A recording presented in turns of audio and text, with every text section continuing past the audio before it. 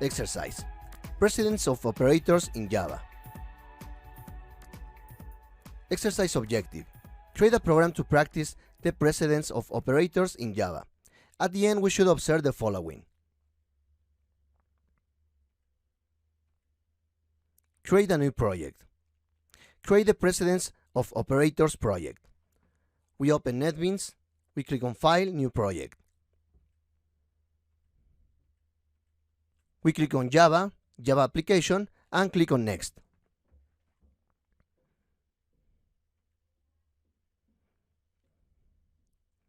The project name is Precedence of Operators.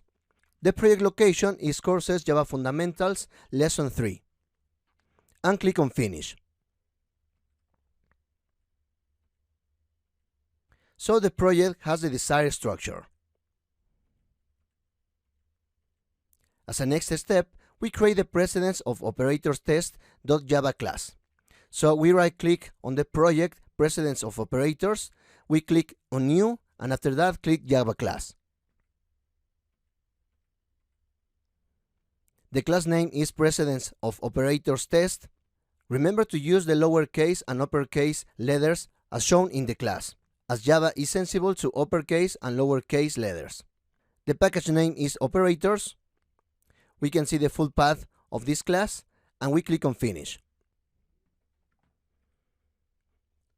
This is the result of the created Java class. We will substitute the code with the following. If you have any problem coding this class, you can click on the name of this class to download the code. But remember, first try to code every line that we give you. We write package operators, public class, the name of the class is Precedence of Operators. Open curly braces. We define the main method. We write to the console first example precedence of operators. We define a first variable called x with value 5 of type int. We define another variable called y equals to 10 of type int, and define the variable z. And this variable is equals to x, but using the pre-increment operator, multiplied by the variable y, but using the post-decrement operator. So the result of this expression is z is equals to 6 plus 10. So the value of z is equals to 60. We print to the console the value of variable x, y, and z. The variable x is equal to 6, the variable y is equal to 9, and the variable z is equals to 60. In this case, the variable 9 was pending to decrease, so when we are using again this variable when logging to the console, the variable decrement, so the value is 9. Now we will see an example of evaluation. With this example, we can see the precedence of operators in Java. In this case, the first operators that are going to be evaluated are the multiply and division operators. These operators have more priority in the precedence of operators. After these operators, we have, for example, the plus or minus operator. And we evaluate this expression from left to right. So, as we can see in the evaluation, we have 4 plus 5 plus 6 divided by 3. And we can group using the precedence operators. So evaluating from left to right, we will use parentheses only to show you how the precedence of operators works. But as we can see, it's not necessary to use parentheses to apply the precedence of operators. It's only to show you how it works. So we have the expression 4 plus 5 multiplied by 6 divided by 3. And evaluating from left to right again, the first operator that is executed is 5 multiplied by 6. So we have the result 4 plus 30 divided by 3. Finally, we have the result 4 plus 10. And the final result is 14.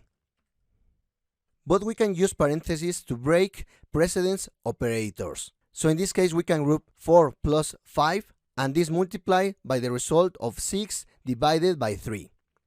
And in this case, the result is 9 multiplied by 2, and the final result is 18.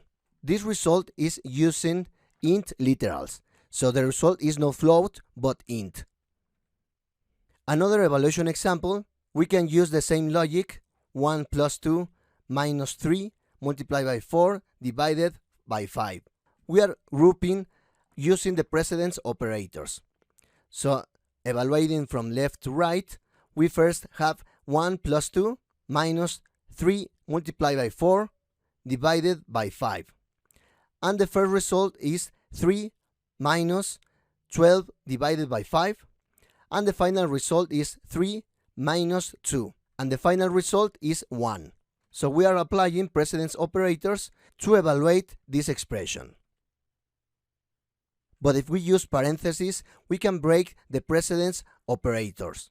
So in this case, the evaluation is 3 minus 3 multiplied by 0. So the first result is 3 minus 0, and the final result is 3. The division, remember that only takes the int part. It's not using any float type. Another example, we will use a string type to check if it detects a string, the result turns into a string too.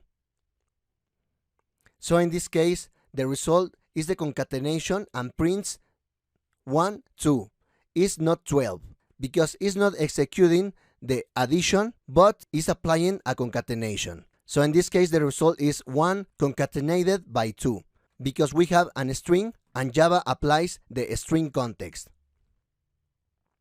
But the parentheses break this rule, as it has the highest priority when we are using precedence operators. So in this case, we're using parentheses, so the evaluation of 1 plus 2 is executed. And the final result prints 3. So the 3 is concatenated, but first the addition of 1 plus 2 is executed. Another example, the plus operator is associative to the left. In this case, the operation is executed first and after that is concatenated. So it prints 3 ABC.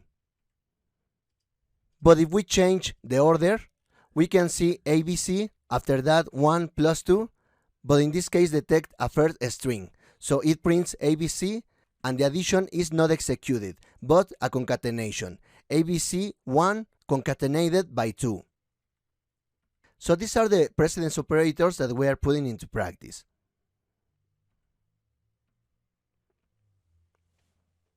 As a next step, we can run this project on the class precedence of operator test.java, right-click and run file. And this is the result. This is the same result as we have examined, but the recommendation is that you check every result again, so you are sure that you are understanding the precedence of operators in Java. With this exercise, we have put into practice the precedence of operators in Java. For more information about operators in Java, you can use the following link.